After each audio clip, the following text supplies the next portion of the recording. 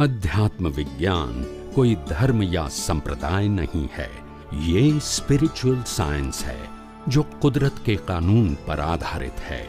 ये विज्ञान पूरे ब्रह्मांड के सभी रहस्यों को उजागर करता है और जीवन के सभी पहलुओं को समझने के लिए एक नई दृष्टि देता है। इसी को आर्ट ऑफ विजन कहते हैं, दुनिया को देखने की एक नई दृष्टि, जो अध्यात्म विज्ञानी परम पूज्य स्वामी श्री कमलेशानंद जी के निर्देशन में सनातन सत्य का अनुसंधान कर हमारे जीवन को प्रकाशित करे। जय सच्चिदानंद। भगवान से प्रार्थना करते हैं, लोग मंदिर जाते हैं, प्रार्थना करते हैं, तो इससे क्या हमारे कर्म जो अभी हम मानते हैं कि जो भी हो रहा है अभी आपसे हम मिले वो भी हमारा पूर्वजन्म का फल है। अभी भगवान से हम प्रार्थना करते हैं कि हाँ मेरा लड़का पढ़ रहा है, अच्छी तरह से हो जाए, या उसे कोई तकलीफ है वो मिट जाए, तो क्या इस तरह के कर्म तो उसको जो खुशी होती है या दुख होता है तो वो हमारे ऊपर भी असर आता है। तो जब हम भगवान से विनती करते हैं क्या वो कर्म मिटते हैं क्या? क्योंकि हमें ये आभास होता है जब हम सब कुछ छोड़ के भगवान के चरण में चले जाते हैं तो ऐसा लगता है कि एक तरह की शांति तो मिल रही है। अभी वो कर्म मिट रहे हैं या वो होना ही था वो हो रहा है, ये तो हम नहीं बताते। क्या वो कर्म हल्के होते हैं? सबसे पहली बात ये है कि मंदिर जाना वो अपनी शांति के लिए है, और मंदिर जाने का मतलब होता है हम जिस प्रकार से हमारा कुल धर्म लेकर आए उसके मुताबिक हम मंदिर जाते हैं, आप समझो, और भगवान के पास प्रार्थना करते हैं जो भी करनी है सबको। तो प्रार्थना करने से हमारे जो कर्म है उसमें तो कोई परिवर्तन नहीं होता है, क्योंकि भगवान को भी अपने जीवन में सभी प्रकार के कर्मों की भुगतान करनी पड़ेगी। वो खुद भी अपने जीवन में कर्मों के भुगतान से बच नहीं सके। तो रामकृष्ण महावीर सबकी बात करता हूँ, ठीक है। इसीलिए धर्म करने से या मंदिर में जाने से कर्म कम ज़्यादा नहीं होंगे, मगर आपकी मानसिकता थोड़ी शांति मिलेगी और भगवान के सहारे जीते हैं तो आपको एक प्रकार का विश्वास होता है, चलो मेरे साथ भगवान है और मैंने उसको प्रार्थना कर दिया है, तो एक संतोष होता है। क्या होता है, जैसे कोई व्यक्ति कहेंगे कोई बड़ा मिनिस्टर है तो हमारे पहचान वाला है, तो मैं क्या कहूँगा कि हमको जॉब दिला दो, उन्होंने कहा एप्लीकेशन दे दो, तो हमने दे दिया, तो संतोष होता है कि कभी न कभी तो वो बुलाएंगे हमको, बुलाए ना बुलाए वो समय की बात है, मगर चिट्ठी देते तो भी हमको आनंद होता है ना। ऐसे भगवान को हमने अर्जी कर दिया कि ऐसा ऐसा प्रॉब्लम है, आप हमको सॉल्व कर दो, तो आपको लगता है कम से कम हमने अर्जी तो कर दी, अपनी अर्ज तो कर दी उनको, तो ये मानसिक संतोष हो सकता है, कर्म परिवर्तन नहीं हो सकता। समझ में आया? दूसरी बात है कि वास्तव में हम जिसको भगवान मानते हैं, जिसको भी कोई भी नामधारी है, क्या वास्तव में वो भगवान है? पहली बात। और दूसरी बात, क्या उनके पास कोई भी प्रकार की स्वतंत्र शक्ति है? ये दूसरी बात। ये दो बातें पहले समझनी पड़ेगी। समझ में आया? तो भगवान कौन है? भगवान है अपना खुद का आत्मा। आत्मा ही परमात्मा होता है। जब अनुभव में आता है तो परमात्मा है, अनुभव में नहीं आता है तो वो आत्मा है। मगर आत्मा का नाम नहीं है, रूप नहीं है, जन्म मरण नहीं है और परमानेंट है। हाँ के ना? बस। तो इसमें किसी को दिक्कत हो सकती है, झगड़ा हो सकता है, मेरा तेरा हो सकता है, तुम्हारा भगवान बड़ा मेरा भगवान छोटा, ऐसा हो सकता है? नहीं हो सकता है। जब व्यक्ति को लाद होंगे तो झगड़े होंगे, ये तुम्हारा भगवान है मेरा भगवान, होगा कि नहीं? मगर आत्मा को भगवान कहेंगे तो ये दूसरा पद में आता है, जटे जन्म नहीं, जरा नहीं, मरण नहीं, रोग नहीं, सोग नहीं, दर्शा नहीं, चाका नहीं, काका नहीं। समझ में आया? तो पहले भगवान की परिभाषा तो समझो, जो सबके लिए एक है, व्यक्तिगत नहीं है, ये सबके लिए एक है। और व्यक्ति को भगवान कहते हैं, वो तो संप्रदाय है। हर संप्रदाय में अलग अलग भगवान, और एक दूसरे को मानते नहीं है।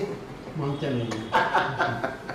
तो भगवान के अंदर भी पार्टी हो गई, ये तुम्हारी पार्टी है, तुम्हारी पार्टी है। तो इसीलिए सच्चाई हमको मालूम, यही गड़बड़ है। दूसरा स्टेप आता है, भगवान क्या कर सकता है। कोई भी भगवान, जिसको हम भगवान मानते हैं, वो क्या कर सकता है? कुछ नहीं कर सकता है। भगवान कुछ नहीं कर सकता है, हमारी आस्था है। क्या बताया? एक सज्जन सेठ थे, मंदिर के समय में भगवान के मंदिर में गए, दोपहर का बिल्कुल फ्री बैठे थे। चलो मंदिर खुला है तो वहाँ भगवान का दर्शन करके आए, वैसे भी तो बिजनेस नहीं चलता है। तो मंदिर में गया, उस समय कोई भीड़ भाड़ नहीं थी, अकेला वो पुजारी बैठा था कोने पर। और सेठ गए अंदर और भगवान के सामने अगरबत्ती जलाई और फिर भगवान को प्रार्थना करने लगा कि हे भगवान, मेरा जो बिजनेस अभी मंदी में चल रहा है वो अच्छा चले, ऐसे मैं प्रार्थना करता हूँ, आप समझे। तो ये उन्होंने प्रार्थना किया भगवान को। प्रार्थना करके वो बाहर जा रहे थे तो पुजारी ने पूछा कि सेठ जी आप क्या प्रार्थना कर रहे हैं? तो बोला मंदी का समय है तो मेरा बिजनेस अच्छा चले, वैसे मैंने प्रार्थना किया। तो पुजारी बोलते हैं तुमने 2 मिनट प्रार्थना किया, उसका फल चाहिए? मैं 3 साल से यहाँ खड़ा हूँ, मेरा सैलरी नहीं बढ़ता है। नहीं समझ में आया। मैं 3 साल से 24 घंटा यहाँ हूँ मगर सैलरी नहीं बढ़ता है, और तुमको 2 मिनट में फल चाहिए। नहीं समझ में आया। तो भगवान तो वही है ना, भगवान तो वही है ना। पुजारी का काम नहीं होता है तो हमको 2 मिनट में करना है। यानी सबकी अपनी अपनी एक श्रद्धा है, मान्यता है, वास्तविकता नहीं। वास्तविकता नहीं नहीं। श्रद्धा तो किसी को भी कर सकते हो, पत्थर को भी भगवान मान सकते हो, पानी को भी मान सकते हो, पेड़ को भी मान सकते हो, कौन मना करता है? यहाँ श्रद्धा की बात नहीं है, वास्तविकता क्या है वो समझना है। श्रद्धा से तो सब कुछ बराबर है और दुनिया चलती है और चलती रहेगी। जिनको दुनिया की सच्चाई समझ में आ गई, तो फिर ये दुनिया के अंदर इसका इंटरेस्ट नहीं रहेगा। नहीं समझ में आती है तभी इंटरेस्ट रहता है।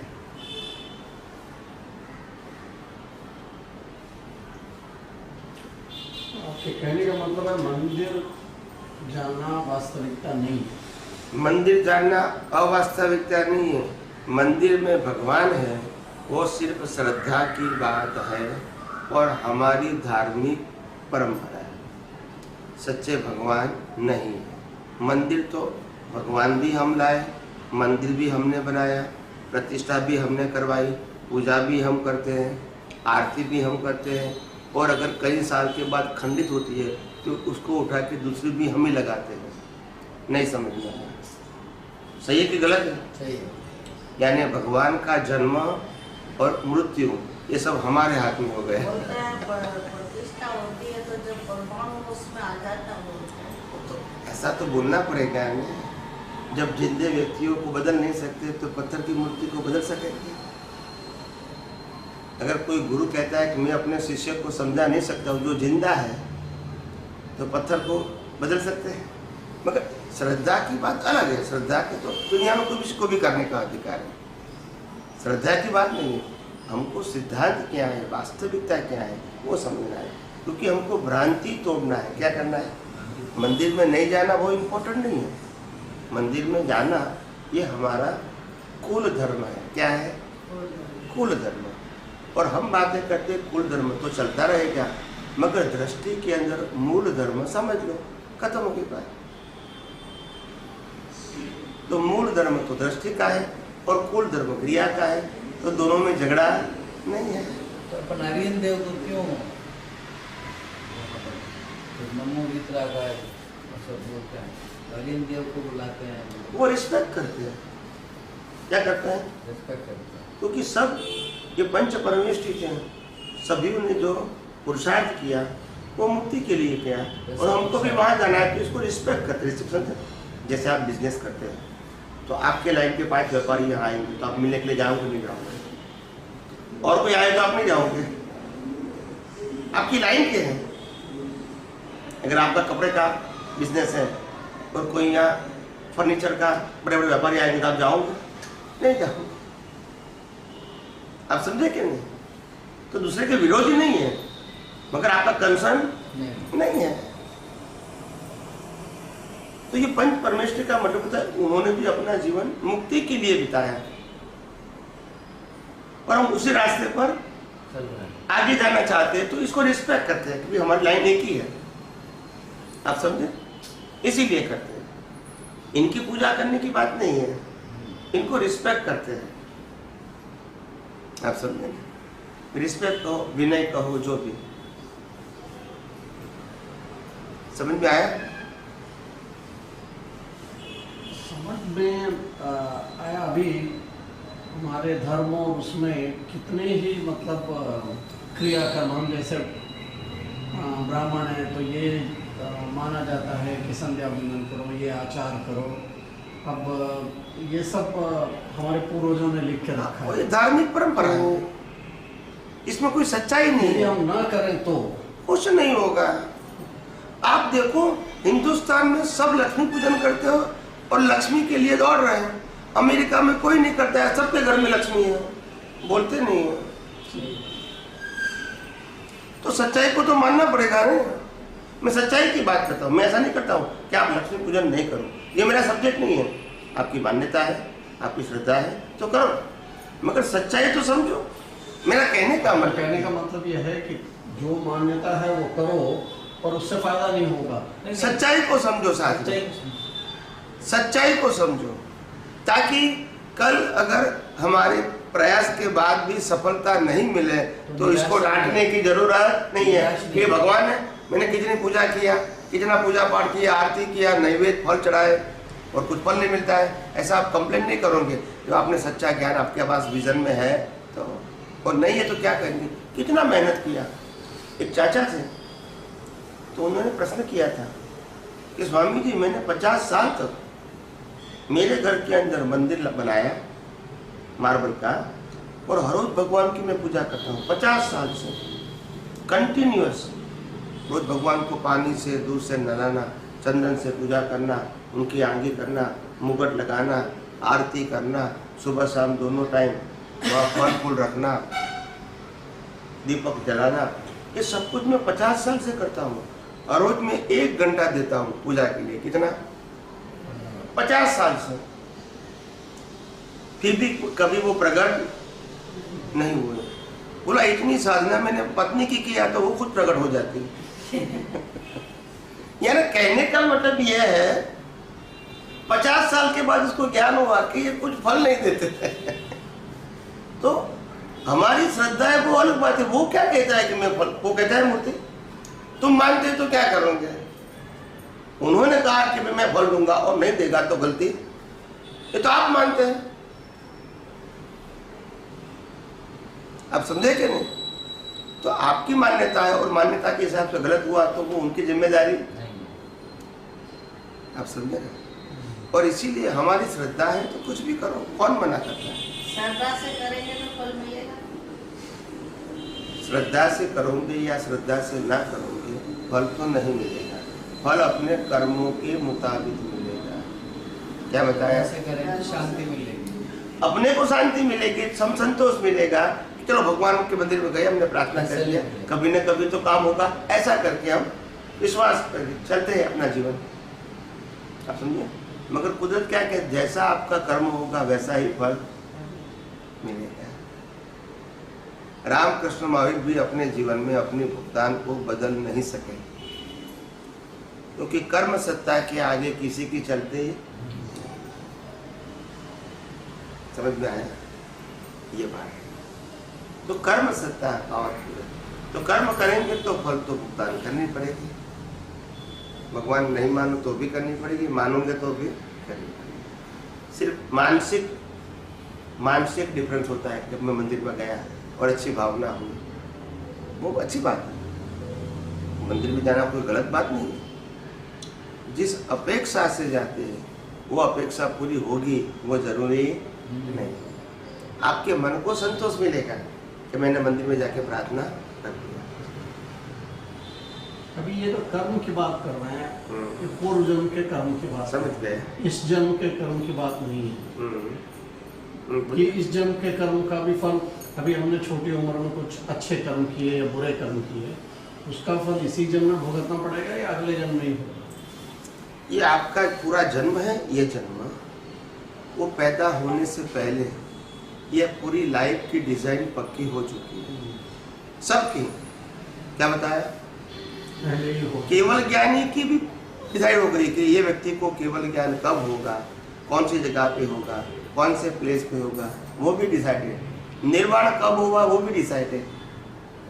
आप समझे? केवल ज्ञानियों का भी डिसाइडेड और आम आदमियों का भी। कुदरत का कानून सबके लिए क्या है? पता नहीं चलता, एक ही है। पता किसी को नहीं चलता। क्या? कर्म कैसा क्या कैसा करेंगे वो पता नहीं रहेगा। नहीं, वो तो बताता हूँ। पहले से उसका प्रश्न का उत्तर दे दूँ मैं। तो कहने का मतलब है कि कोई भी व्यक्ति अपने जीवन में जो कुछ भी कर्म लेके आए इसका परिवर्तन नहीं कर सकते थे। राम को भी वनवास जाना पड़ा कि नहीं? वो क्यों परिवर्तन नहीं कर सके? राम की भी पत्नी सीता रावण उठा के ले गए, वो क्यों परिवर्तन नहीं कर सके? कृष्ण भगवान का जन्म जेल में हुआ, वो क्यों परिवर्तन नहीं कर सके? महावीर को कान में खिला लगाया, वो क्यों परिवर्तन नहीं कर सके? अगर उनके पास शक्ति होती तो चेंज कर सकते थे, मगर ऐसा पावर किसी के पास। हर व्यक्तियों का मन वचन काया वो कुदरती कानून से चलता है। किससे चलता है? और कुदरत का कानून क्या है कि जैसा कर्म किया है वैसा फल मिलेगा, इसमें आपकी पसंदगी नहीं। किया है तो भुगतान करना पड़ेगा। फिर आपका टाइटल कौन सा भी है, अब चक्रवर्ती है, तीर्थंकर है, वासुदेव है या आम आदमी है, कर्म तो भुगतान करना पड़ेगा। आपके स्टेटस से ये कुदरत का कानून परिवर्तन नहीं। तीर्थंकर होगा तो भी वही कानून, वासुदेव होगा तो भी, चक्रवर्ती होगा तो भी वही, और आम आदमी होगा तो भी वही। कुदरत के कानून के आगे पोस्ट की कोई वैल्यू नहीं है। वो पोस्ट तो हमारे लिए समझने के लिए है। कानून सबके लिए क्या है?